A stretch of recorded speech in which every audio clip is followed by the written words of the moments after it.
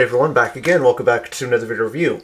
This time we're going to be taking a look at another awesome figure, which is the Transformers Studio Series Voyager Class Wreck Gar. Wow, it looks pretty awesome, I'll say that. As you can see, his ultra mode is that of a Cybertronian or futuristic dirt bike, motorbike thing. Particles mostly orange, yellow, light gray, dark gray, a little bit of brown, got some translucent clear blue plastic, some red, and that's really about it. Oh, and some faded yellow, and that's about it. Of course, with every Studio Series figure, we'll take a look at his backdrop, which is basically the Junkion, Planet of Junk. There's the ship that Ultra Magnus and the gang were flying into the planet at the midway point of the film, and then there's the logo on this. Shit. Like, shit. It's just amazing, like, shit. Like, shit. Anyways. It's very awesome and whatnot. So, Wreck Gar himself, in the movie itself, he was, well, leader of the Planet of Junkions, and a bit of a squabble. And after Universal greeting and whatnot, they helped join the Autobots vanquish Unicron at the end of the film. Then after that, he through G1 and whatnot, he pretty much was a supporting character, and that was about it. So all in all, Wreck Gar looked pretty awesome, and what more could I say? Now you can, if you want, buy a second Wreck Gar and have him like pilot Wreck Gar's vehicle mode, because in the actual film, that's what happened. One of the Junkions like road running his compadres. Now just comes with a couple accessories. The wheels end up as like wrist blades, and then the nice little small little axe there, which ends up becoming a pinwheel for some reason, or propeller. It's giving me some ideas. You can see there's also some detail in the dashboard there and whatnot. So yeah, all in all, Wreck Gar looks awesome. He really does, and he just really looks impressive. Oh, and the spikes are detachable. You can have them as extra accessories, but there have been reports people trying to remove them, and they break off. So, and this was like this when I took it out of the box. So, not a me thing, just is what it is. So, anyways, to transform to robot mode is actually very easy. But what can you do? Well, just pop up the accessories. First thing you want to do, come to the back of the vehicle mode, unhinge it, and then you want to just pop the rear wheel off first. Oh, he does some kickstands there, so flip those in. So there's that. Rotate the legs downward, fold down the feet, like that, and then come to the front here and just pop this other wheel off, and then just pretty much rotate upward the arms, like thus, and then take them out as far as it'll go, and then just take the entire, actually come to the underside first, and then there should be enough to get the chest all situated and whatnot. And then there is a nice little tab, there's a nice little slot. We'll get those in as far as it'll go. Sometimes it's easier said than done, but I guess in some cases it isn't. Okay, get those rotated.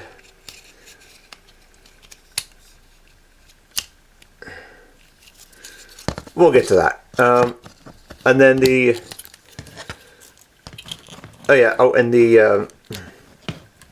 for the cockpit, push this in, then should be able to push this back. Then you want to take the entire chest assembly here.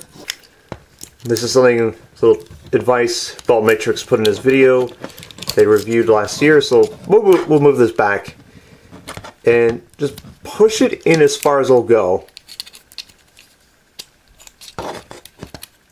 So do that. Then you should be able to push the chest up, get the head situated, and then you should be able to get, there's more tabs and slots, just tab them in, like thus.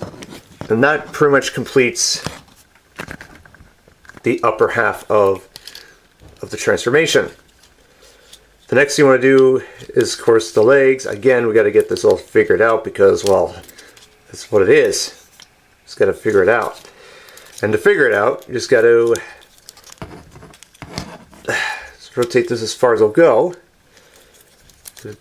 Hope to goodness that this will all be worked out, and then we should be able to attach this, or not detach this, and then you should be able to, well, let's, come on, get this. Yeah, this is a bit of an interesting part of the transformation. It's not the hardest part, but it can get a bit unnerving at times. Sometimes you just gotta, there we go, just gotta pretty much shove this forward, and then we'll get that locked into place, and that gives you the half of the transformation.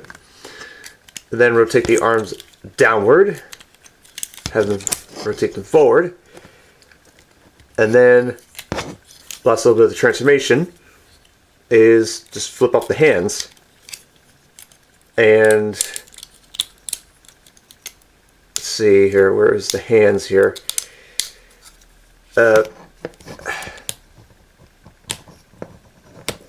Thank goodness I have long nails in this case.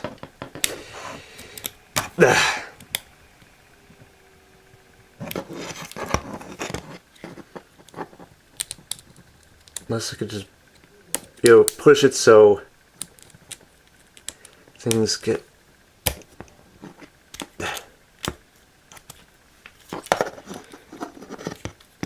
There we go. There's that. Get the figure situated. Fuck. Shit. And there you go. There you have Wreck Gar in his robot mode, and he looks awesome. He really looks amazing. He really does. Articulation wise, his head can actually rotate a full 360 degrees. Up and down, side to side a bit. Arms can go full 360. Well, tail bar's in the way, so be careful of that. Out to the side, bend to the elbow. It can rotate. He has wrist articulation, that's amazing. He has waist articulation, lights forward back, out to the side, bend at the knee, both ways. It can rotate. His feet can ankle tilt on that way, and go, well, it can ankle tilt forward and backward. Like that. His head looks amazing, really does. His mustache and his little goatee there looks very awesome, very rubber plastic. Looks very, very imposing.